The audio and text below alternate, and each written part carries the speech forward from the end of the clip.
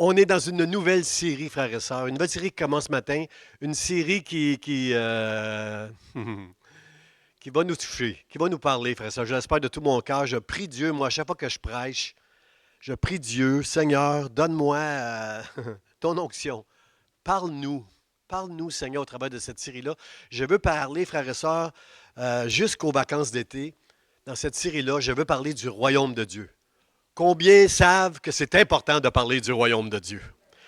Il y a différentes manières de parler du royaume de Dieu, frères et sœurs. Il y a toutes sortes de paraboles dans la parole de Dieu pour nous enseigner sur c'est quoi le royaume de Dieu. On va voir ça ensemble. Ce matin, c'est juste une introduction, là. On va tout voir ça ensemble, toutes sortes de sujets qui concernent le royaume de Dieu. Mais le titre que j'ai donné à mon message, frères et sœurs, devrait nous parler.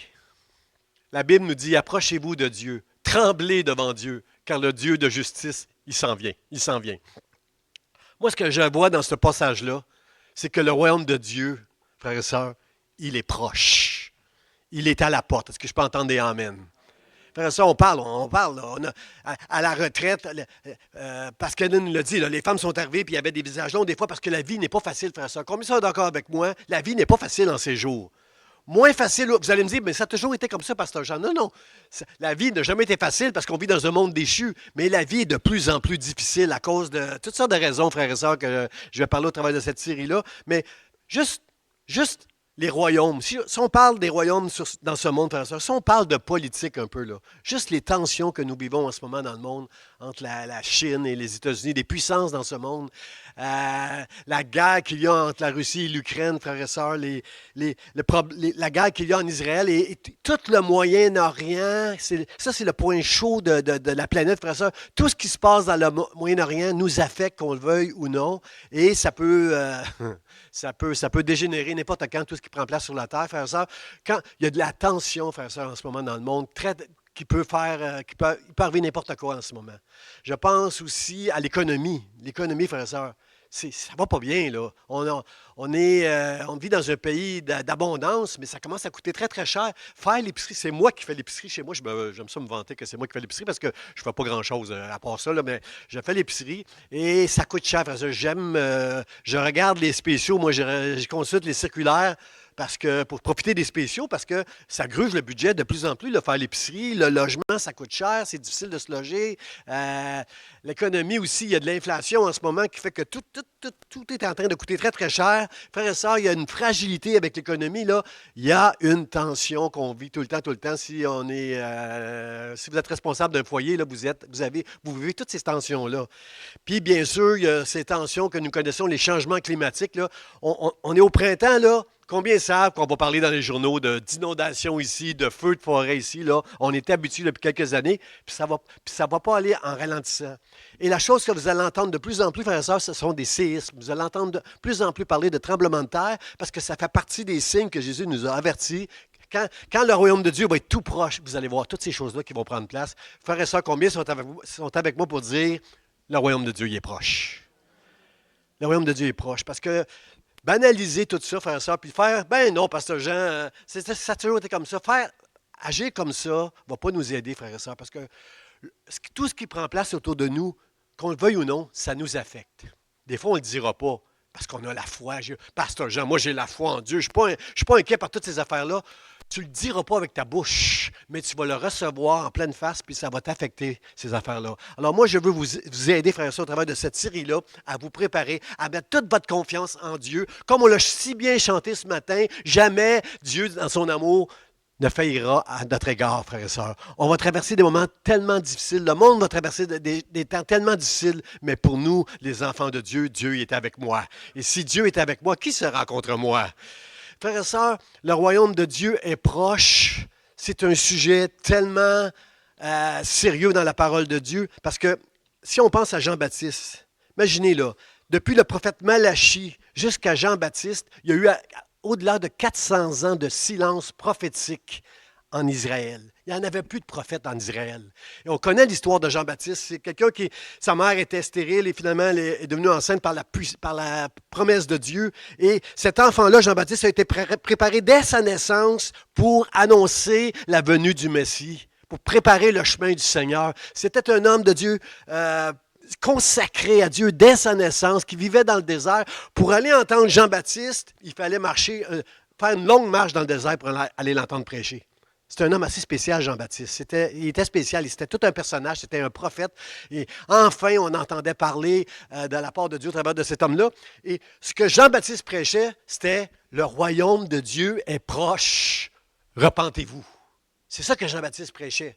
Arrêtez de penser que vous êtes des fils d'Abraham puis que vous êtes sauvés parce que vous obéissez à des lois. Arrêtez, pas à des lois, à la loi de Dieu. Arrêtez de penser que vous êtes au-dessus, que vous n'êtes pas sans péché. Reconnaissez votre indignité. Venez vous faire baptiser et reconnaître que c'est au travers de Dieu, de son amour, au travers du Messie seulement que vous pouvez être sauvés. Quand il a vu Jésus-Christ, il a dit « Voici l'agneau de Dieu qui ôte le péché du monde. » Jean-Baptiste prêchait « Le royaume de Dieu là, est proche, repentez-vous. » Et frères et sœurs, quand Jésus a su que Jean-Baptiste avait été livré et arrêté, qu'il était en prison, il a commencé son ministère et il prêchait la même chose. Le royaume de Dieu est proche. C'est le temps de vous repentir. Repentez-vous. Et quand il a envoyé ses premiers disciples, la première fois qu'il a formé ses disciples et qu'il les a envoyés prêcher, il leur disait « Dites que le royaume de Dieu est proche. » Combien sont d'accord avec moi, frères et sœurs, que le royaume de Dieu est proche? Est-ce que Dieu parle à votre cœur que le royaume de Dieu est proche? Parce que ceux qui appartiennent à Dieu, frères et sœurs, ce sont ceux qui ont été attirés par Dieu. Ce n'est pas toi qui viens à Dieu, mais c'est Dieu qui est venu à toi, qui s'est révélé à toi, qui t'a donné la foi afin que tu marches avec lui.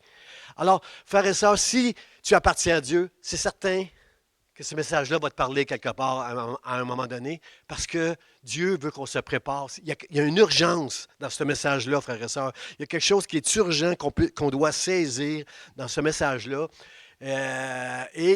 On va aller tout de suite au texte dans Matthieu. Pour Matthieu, là, le royaume de Dieu, c'est quelque chose, c'est un sujet, c'est tellement important pour Matthieu parce que 49 fois, j'ai été dans ma concordance là, et dans le juste l'évangile de Matthieu, 49 fois, il va parler du royaume de Dieu. Lui, il l'appelle le royaume des cieux, mais c'est pareil. Parce que pour un juif, la loi, c'est que tu ne dois pas prononcer le nom de Dieu en vain. Fait qu'il dit, il veut être sûr de ne pas pécher, il dit le royaume des cieux au lieu de dire le royaume de Dieu, pas répéter le nom de Dieu en vain, mais c'est la même chose. Il dit, cherchez premièrement le royaume et la justice de Dieu, et toutes ces choses vous seront données par-dessus. Cherchez premièrement, comme on vient de le chanter, merci Francine, cherchez d'abord le royaume de Dieu et sa justice, et toutes ces choses vous seront données en plus. Frère, ça, est-ce que vous comprenez que dans le mot-clé dans tout ça, c'est chercher premièrement le royaume de Dieu. Ça doit être une priorité dans notre génération. Et pourquoi c'est un message qui est important dans notre génération, frères et sœurs? C'est parce que dans notre génération, on est tellement distrait par toutes sortes de choses qu'on est capable de mettre les choses de Dieu après les choses importantes. Comprenez-vous, de laisser passer toutes sortes de choses avant de mettre en priorité le royaume de Dieu. Pour moi, le royaume de Dieu, ça a toujours été une priorité dans ma vie. Ça fait 40 ans que je connais Dieu. Frères et sœurs, à mon souvenir, j'ai manqué seulement 2 réunions en 40 ans parce que j'étais malade. À part les vacances, là, 2 réunions, j'ai manqué parce que j'étais malade. J'ai jamais manqué une journée d'aller dans la présence de Dieu pour ouvrir la parole puis prier. Oui, c'est vrai. Pendant 2 semaines, je me suis déjà chicané avec Dieu, moi. Pendant 2 semaines, j'ai boudé Dieu parce qu'il est arrivé un malheur à quelqu'un dans ma vie, puis j'aurais aimé que Dieu m'avertisse, puis j'étais troublé par tout ça. Puis bon, pendant 2 semaines dans mes 40 ans que je n'ai pas prié Dieu parce que, je vous avoue, humainement parlant, j'étais fâché contre Dieu. Mais sinon, je n'ai jamais manqué une réunion. Je n'ai jamais arrêté de prier Dieu. J'ai toujours lu la parole de Dieu. Pourquoi? Parce qu'il y avait en moi ce désir, frères et sœurs. C'est un désir de chercher le royaume de Dieu pendant toute ma vie. S'il me reste 10, 15 ans, 25 ans encore sur cette terre, puis avant que le retour du Seigneur Jésus-Christ, je veux continuer à chercher le royaume de Dieu de tout mon cœur. Frères et sœurs, ce série-là, ce n'est pas une méthode en 7 étapes de comment chercher le royaume de Dieu. C'est pas une histoire de voici les étapes pour chercher le royaume de Dieu. Frères et sœurs, chercher le royaume de Dieu, c'est une affaire de cœur. Vous êtes d'accord avec moi? Si tu aimes Dieu de tout ton cœur, tu vas faire un message comme ça, la priorité. Tu vas entendre que Dieu veut que je cherche Dieu prioritairement. Ça doit être une priorité de ma vie. Je dois arrêter de m'égarer à gauche et à droite. Ma priorité, c'est de chercher le royaume de Dieu et la justice de Dieu.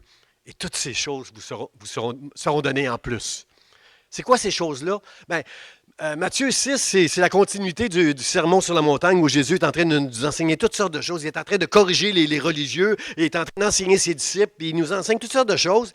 Puis à un moment donné, Jésus va dire quelque chose de spécial. Il va dire, ne vous inquiétez pas de ce que vous allez manger, de comment vous allez vous vêtir. Cherchez premièrement le royaume de Dieu et toutes ces choses vous seront données en plus. T'as une minute, là. Manger, se vêtir pour sortir, avoir un logement. Est-ce que ce n'est pas des besoins primaires, ça, frères et sœurs? Si on ne mange pas, si on n'est pas vêtu, avoir un logement, c'est primaire, là. C'est des besoins super importants. Pourquoi Jésus nous dit, cherchez premièrement le royaume, mais ces choses vous seront données en plus? C'est que, frères et sœurs, il veut qu'on mette l'emphase sur ce qui est le plus important, frères et sœurs. C'est juste ça. C'est plus important de chercher le royaume de Dieu que de s'inquiéter pour qu'est-ce qu'on va manger, la façon qu'on va se vêtir, comment je vais trouver un logement. C'est plus important le royaume de Dieu, frères et sœurs. Parce que là, on parle de l'éternité. Quand tu manges, c'est pour être sûr que tu vas survivre encore pendant quelques jours. Mais ici, on parle d'éternité. La chose la plus importante, frères et sœurs, c'est pour ça, il dit, inquiétez-vous pas, je vais vous donner à manger, je vais vous donner pour vous vêtir et pour trouver un logement, mais cherchez d'abord le royaume de Dieu, parce que c'est ça qui va donner un sens à ta vie quand tu vas faire ces choses-là, quand tu vas aller à tes réunions à l'église, quand tu vas prier, quand tu vas lire ta parole, c'est ces choses-là qui vont donner un sens à toute ta vie, parce que l'éternité, c'est plus grand que tout ce qu'on va vivre ici sur la terre, frères et sœurs. C'est plus important, c'est plus grand, c'est plus riche, c'est plus. Alors, mon premier point que je veux partager avec vous, c'est chercher le royaume, c'est la priorité. Chercher premièrement le royaume de Dieu, frères et sœurs. Parce que, comme je le dis, on doit manger pour rester en vie, mais Jésus, lui, parle de la vie éternelle, frères et sœurs. Regardez 2 Corinthiens, chapitre 4, verset 18, ça nous parle beaucoup de ce que je veux vous enseigner, frères et sœurs. Ça dit...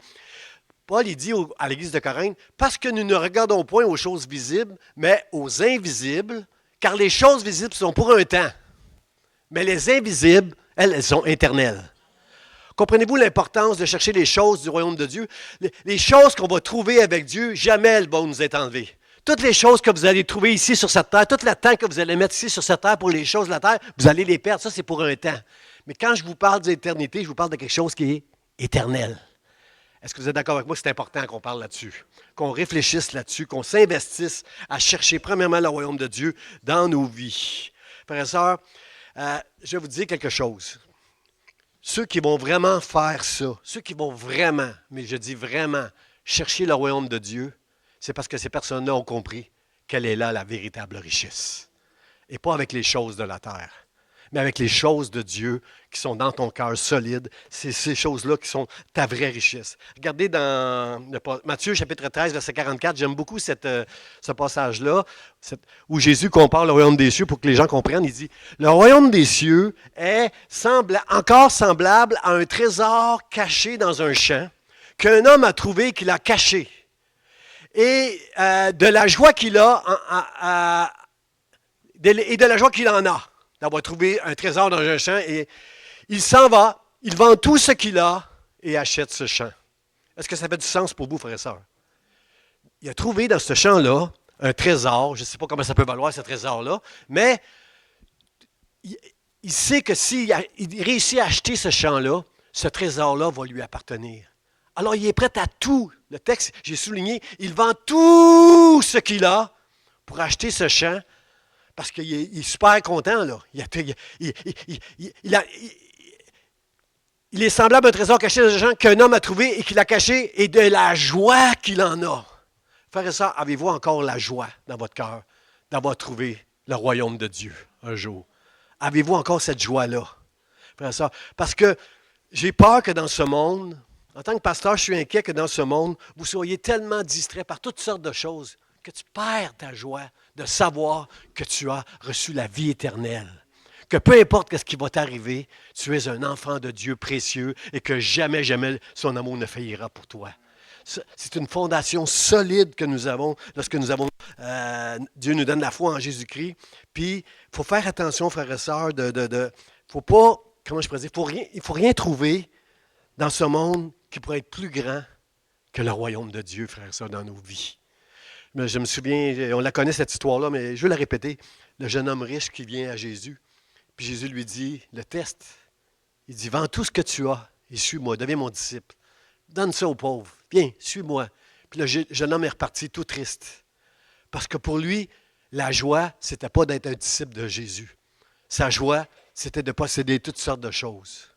Frères et sœurs, savez-vous qu'en vieillissant, ça n'a plus de valeur. Tout ce que tu as travaillé fort, tout ce que tu as mis numéro 1 dans ta vie pour posséder, ça ne vaut plus rien. Plus que tu t'approches du royaume de Dieu, moi j'en entends des gens qui ont pas des remords, mais qui sont tristes de ne pas avoir consacré davantage à chercher le royaume de Dieu quand ils connaissaient Jésus-Christ. Alors, frères et sœurs, sachez ceci, le royaume de Dieu est proche. Est-ce qu'on est d'accord ensemble qu'on veut chercher le royaume de Dieu premièrement dans nos vies? Par-dessus toute chose, que toutes les autres choses, ça a moins d'importance. Aide-nous, Seigneur. Aide-nous, Seigneur. J'aime Isaïe quand il dit « Cherchez l'Éternel pendant qu'il se trouve, tandis qu'il est prêt. » Ça me fait trembler, ce passage-là. Cherchez l'Éternel pendant qu'il se trouve. Frères et sœurs, bientôt, ça va être difficile pour les gens de trouver Dieu. Parce que, pour toutes sortes de raisons, à cause de tout ce qui prend place dans la terre, à cause qu'on va avoir été entraîné loin des choses de Dieu. Frères et sœurs, comprenez que nous sommes dans un temps d'indulgence de la part de Dieu en ce moment. On est dans un temps de miséricorde où Dieu adresse tout le monde, même ceux qui n'aiment pas Dieu, même ceux qui vivent dans le péché. Dieu adresse tout le monde en ce moment, mais pour un temps seulement. Cherchez l'Éternel pendant qu'il se trouve, tandis qu'il est prêt, parce que ce temps-là, à un moment donné, va terminer, frères et sœurs. La Bible dit, quand le Fils de l'homme viendra, trouvera-t-il de la foi sur la terre? Frères et sœurs, au temps du déluge, il y avait juste Noé et sa famille qui avaient la foi. Du temps de Sodome et Gomorrhe, il y avait seulement quelques personnes qui avaient la foi que les anges ont voulu sauver. Frères et sœurs, on est dans un temps où tout prend place autour de nous de manière. On sent les ténèbres qui sont en train de s'emparer des hommes. Il y a beaucoup de violence, il y a beaucoup de désespoir dans notre génération. On entend toutes sortes de choses dans l'actualité, frères et sœurs. Pendant qu'il se trouve, frères et sœurs, cherchez l'Éternel. Mettez votre force, mettez tout ce que vous avez à chercher l'Éternel de tout votre cœur. Premièrement, de chercher son royaume. Amen. Son règne, mon deuxième point, frères et sœurs, son règne en nous. Cherchez premièrement le royaume. Qu'est-ce que c'est le royaume de Dieu? Bien, un royaume, c'est un territoire qui est soumis au règne d'un roi. Depuis que je connais Dieu, depuis l'âge de 27 ans, Jésus règne dans ma vie maintenant. Il règne dans mon foyer. Il règne dans ma maison. Je remercie Dieu de m'avoir sauvé à un si jeune âge. Je rends grâce à Dieu qui m'a touché. Quand les apôtres voyaient prier Jésus, ils leur disaient « Enseigne-nous à prier Jésus ». Puis Jésus leur enseignait à prier « Notre Père qui es aux cieux, que ton règne vienne, que ta volonté soit faite sur la terre comme au ciel. » C'est le « comme » qui n'est pas facile, frères et sœurs. Êtes-vous d'accord avec moi qu'on n'est pas tout le temps à 100% dans la volonté de Dieu dans ce qu'on fait? Je vous donne une chance d'être honnête de ce côté-là. Je entends juste quelqu'un amène de ce côté-ci. Là. Êtes-vous d'accord avec moi qu'on n'est pas à 100% en train de faire tout le temps la volonté de Dieu? À cause de notre nature pécheresse, à cause de nos intérêts personnels, à cause de notre égoïsme, à cause de toutes ces choses que nous devons combattre. C'est une grâce que Dieu nous a faite de faire de nous ses enfants et par la puissance du Saint-Esprit, au travers de la parole de Dieu, il va nous changer, il va nous transformer, il va nous rendre toujours meilleurs, mais nous devons toujours combattre cette nature pécheresse que nous avons à l'intérieur de nous. Et la plus belle chose que tu peux avoir dans ta vie, la plus belle trace dans ton cœur de ton amour pour Dieu, c'est « Seigneur, que veux-tu que je fasse? Moi, je veux faire ta volonté. Pas ce que je veux, mais ce que tu veux dans le nom de Jésus. » Aide l'Église Vie d'Espoir. Aide-moi, Seigneur, dans ma maison. Aide-nous, Seigneur, dans l'Église Vie d'Espoir, à faire ta volonté dans le nom de Jésus. Regardez Matthieu chapitre 7, verset 21. Ça dit, ceux qui me disent Seigneur, Seigneur, ils n'entreront pas tous dans le royaume des cieux, mais celui-là seul, quelqu'un répète après moi, celui-là seul qui fait la volonté de mon Père qui est dans les cieux. Wow, aïe aïe, aïe aïe, aïe aïe, ça fait mal un passage comme ça. Frères et sœurs, ce n'est pas dans tes accomplissements que Dieu prend plaisir. Ce n'est pas dans tes accomplissements. Quand je dis ça, là, oui, tout ce que je fais, je le fais parce que je veux honorer Dieu. Je le fais pour le bénir, je le fais parce que je l'aime.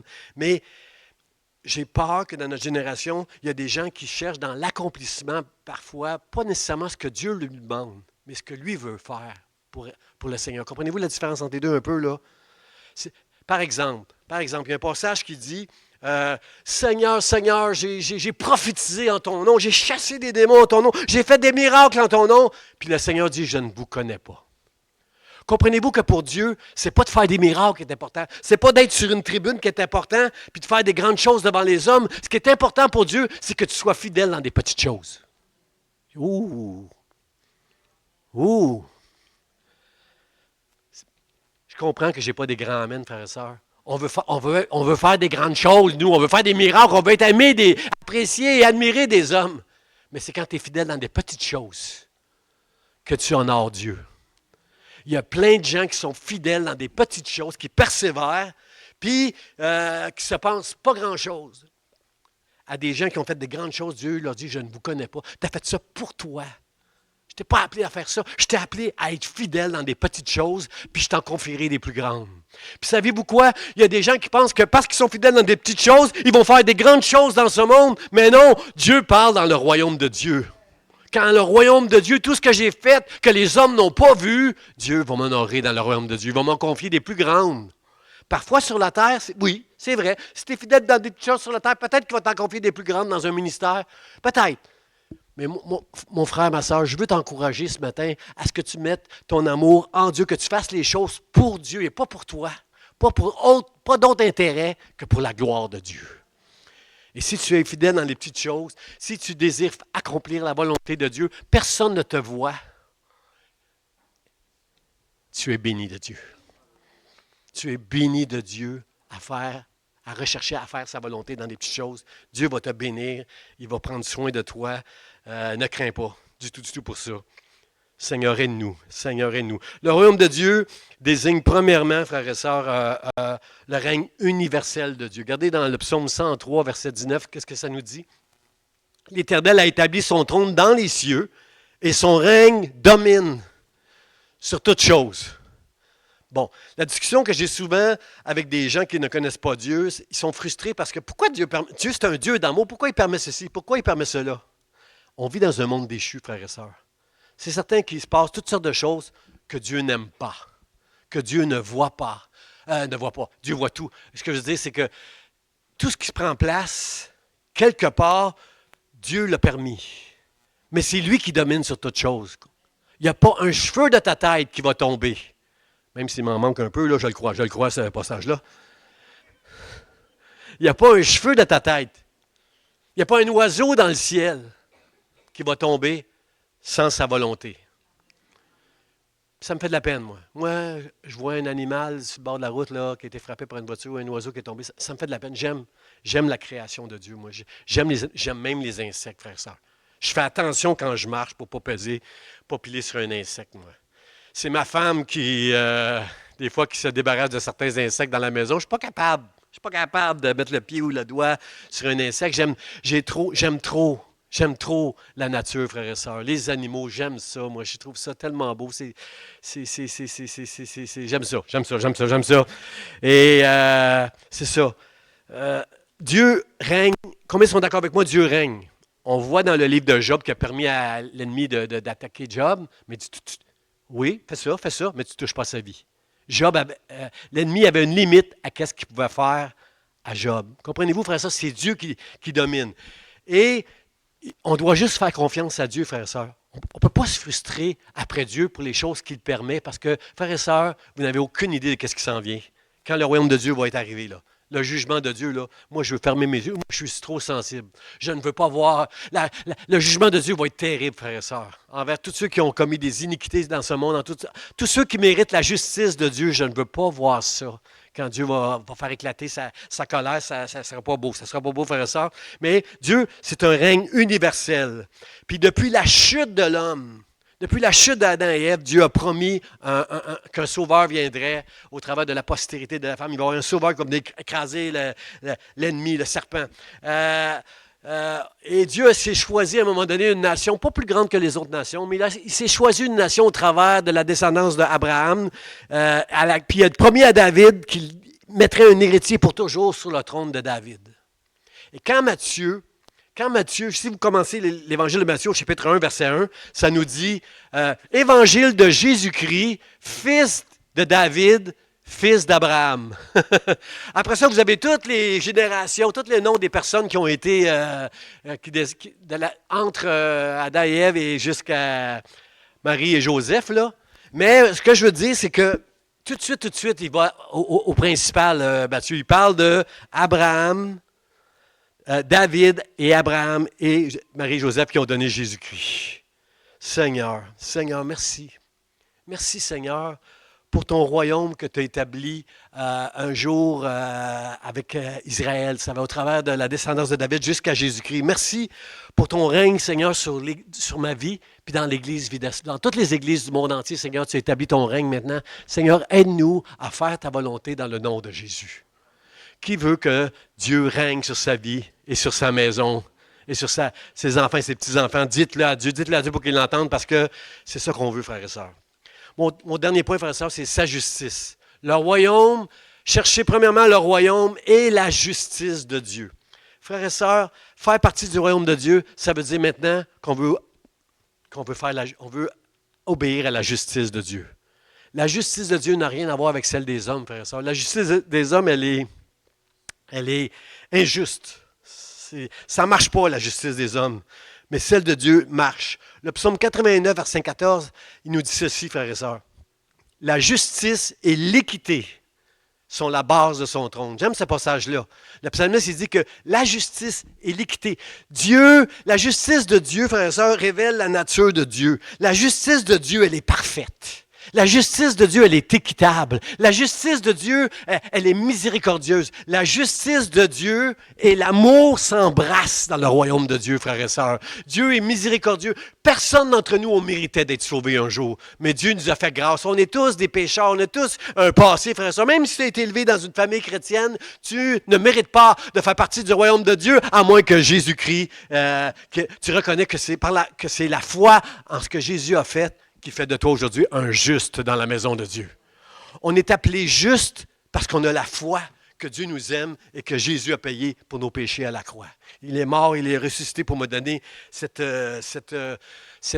il m'a donné cette foi que moi aussi un jour je vais ressusciter dans le royaume de Dieu. Dieu, il est plein de sagesse. Dieu, il est plein de sainteté. J'aime la justice de Dieu. À plusieurs endroits dans la Bible, c'est écrit que Dieu aime.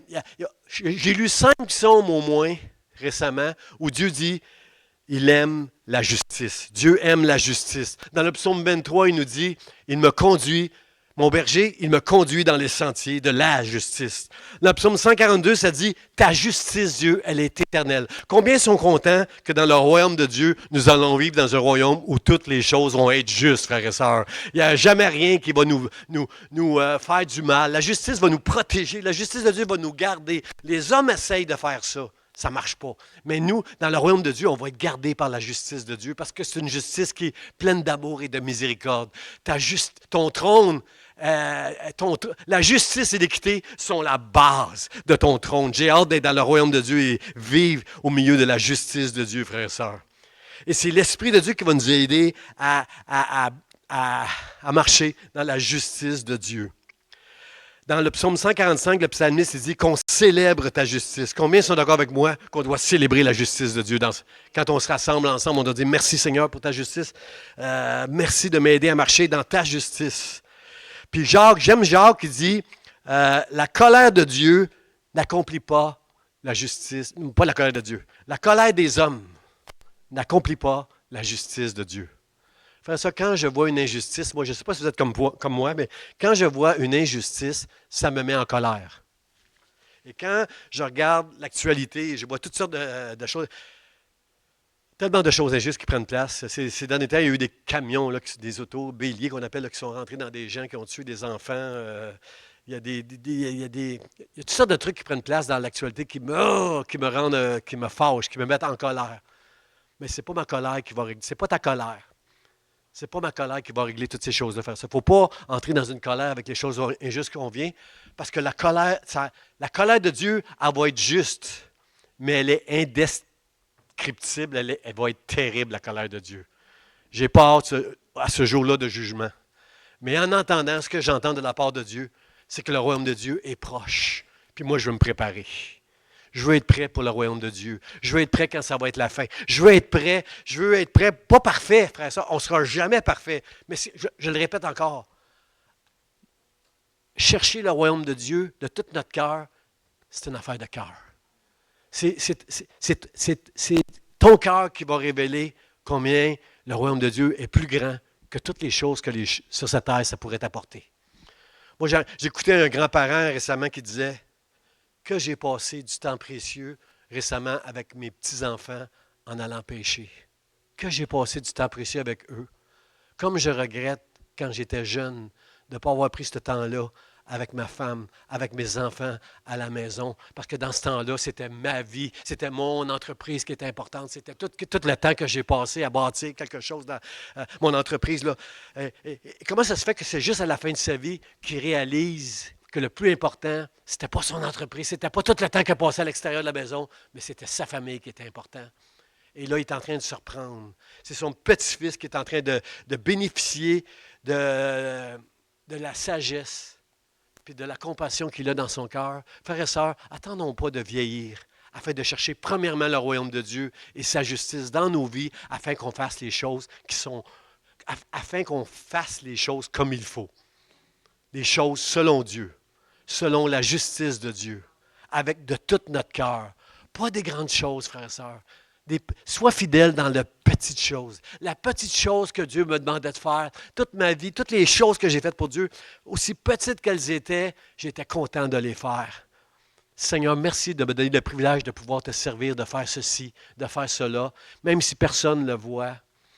Je pense à notre sœur Juliette, par exemple. Notre sœur Juliette, personne ne le sait, là, mais notre sœur Juliette, avant de décéder, venait, quand elle avait la santé, là, elle venait toutes les semaines à l'église. Personne ne savait. Elle venait à l'église avec sa chaudière, puis elle lavait les jouets de la pouponnière, frères et sœurs. Puis sa chaudière, quand elle avait terminé, là, on voyait que l'eau était sale. Pendant une semaine seulement. Une fois, un dimanche où les jeunes viennent jouer, là, c'était suffisant pour que tous les jouets qu'elle avait, puis tous les endroits que les enfants touchaient, là, pour que son eau ne soit plus savonneuse, là, mais avec de la saleté, là. Et personne ne savait ça. Et elle le faisait seulement pour Dieu. Combien sont d'accord avec moi que quand on va être dans le royaume de Dieu, on va entendre des louanges de la part du Seigneur. On va être surpris au ciel de voir des gens, comment Dieu va les louanger. Viens, entre dans la joie de ton maître. On va être tellement bénis au ciel d'entendre Nous, on s'attend que ça va être des gens sur les tribunes qui vont recevoir les honneurs dans le ciel, frères et sœurs. Non, non, non. C'est des gens qu'on ne connaît pas, mais que Dieu, lui, voit, est fidèle dans leurs petites choses, est persévérant dans la foi, malgré toutes les choses qui prennent place autour de nous, sachant que jamais, jamais l'amour de Dieu ne faillira. Ces gens-là vont recevoir des honneurs dans le ciel. Et moi, je ne veux pas être honoré au ciel parce que je suis un pasteur. Je vais être honoré au ciel parce que j'aurai été trouvé fidèle et persévérant dans ma foi, malgré toutes les choses qui vont prendre place autour de moi, dans le nom de Jésus pour sa gloire. C'est ça qui va me rendre heureux, c'est ça qui va me bénir. Est-ce que vous êtes avec moi ce matin pour dire, Seigneur Dieu, aide-moi à chercher premièrement les choses du royaume et ta justice. Et oui, continuez à demander, continuez à faire des prières à Dieu, continuez à demander à exprimer vos besoins à Dieu. Mais sachez qu'il va vous donner toutes ces choses-là par-dessus. Si tu cherches premièrement le royaume de Dieu, Dieu va te bénir. Parce que Dieu, il est Dieu. Il est fidèle à sa parole. Il n'y a rien d'impossible à Dieu. Tout ce qu'il dit, il le fera et il ne faillira jamais dans le nom de Jésus. Amen. J'invite les musiciens à venir pour mon mot de la fin. Dans le psaume 14, 2, ça nous dit ceci. L'Éternel du haut des cieux regarde s'il y a quelqu'un qui est intelligent, quelqu'un qui cherche Dieu. Pour Dieu, l'intelligence, c'est de le chercher. Le mot d'abord, ça dit, le mot de la fin, ça dit cherchez d'abord. Premièrement, faites-en votre priorité. Cherchez d'abord, avant toute chose, le royaume de Dieu pour ta vie, pour ta maison. Donne la priorité à Dieu. Vous allez entendre parler du royaume de Dieu de toutes sortes de manières. Il a fait de nous un royaume de sacrificateurs. On va entendre parler du royaume de Dieu au travers de certaines paraboles. Mais ce matin, frères et sœurs, alors qu'on va s'unir avec nos musiciens, nos chants pour chanter, chercher d'abord le royaume de Dieu, dites Amen à ce chant-là. Quand on dit Alléluia dans ce chant-là, on est en train de dire Alléluia dans toutes les langues, ça veut dire gloire à Dieu. Remerciez Dieu ce matin de vous donner cette grâce, d'avoir déposé dans votre cœur cette grâce de chercher le royaume de Dieu, premièrement, au travers de la prière, au travers de l'adoration, au travers de la lecture de la parole chaque jour. N'arrête jamais de chercher le royaume de Dieu parce que tu es en train de déclarer quand tu fais ça, c'est le royaume de Dieu qui est plus grand que tout ce qui peut. Tout ce que je peux avoir sur cette terre, ça va partir. C'est pour un temps. Mais le royaume de Dieu, ça, c'est pour l'éternité. Aide-moi, Seigneur, à t'aimer de tout mon cœur. Et si je te cherche de tout mon cœur, bénis-moi, Seigneur. Parle-moi, Seigneur. Fais-moi du bien à moi et à ma maison. Puis vous savez quoi? Dieu va le faire. Parce que ce que Dieu promet, il l'accomplit toujours. Dans le nom de Jésus. Est-ce qu'on peut se lever debout et accompagner nos musiciens pour faire ce chant, puis déclarer à Dieu dans nos cœurs, Seigneur, aide-moi. Aide-moi à mettre en priorité le royaume de Dieu. Il y a toutes sortes de choses, la télévision, les écrans, les études, le travail. Il y a toutes sortes de choses qui peuvent m'éloigner des fois, mais je veux faire, chaque jour, je veux prendre un temps où ma priorité, Seigneur, ça va être de chercher le royaume dans le nom de Jésus.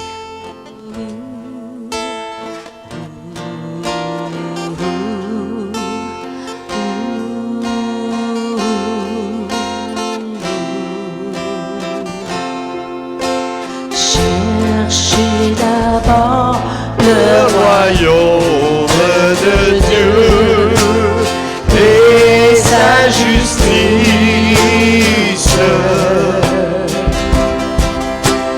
Et toutes ces choses vous seront données en plus. Alléluia, alléluia.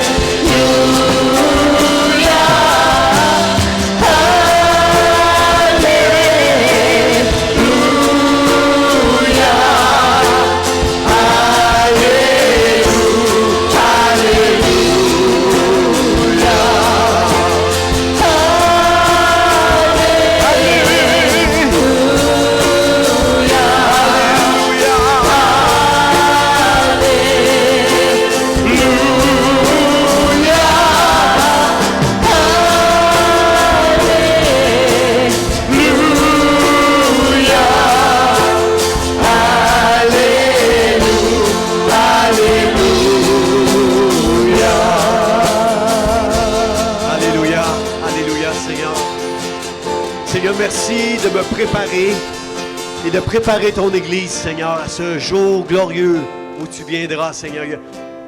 Il y a ton royaume dans l'Église, Seigneur, dans nos cœurs aujourd'hui. Mais un jour, nous serons avec toi dans le royaume des cieux pour l'éternité. Seigneur, ce jour vient bientôt. Aide-nous à nous préparer, Seigneur, sérieusement, avec urgence, Seigneur. Alors que nous voyons toutes sortes de signes autour de nous qui prennent place, Seigneur, qui annoncent ce jour de la fin. Seigneur, merci de nous bénir, de nous garder et de nous former, Seigneur, de nous enseigner, Seigneur, alors que nous cherchons dans nos vies, premièrement, le royaume de Dieu et sa justice. Dans le nom de Jésus. Amen, amen, amen. J'ai juste une dernière annonce avant qu'on se salue les uns les autres. Je vais juste attendre que Guy me dise que on a coupé Facebook, là.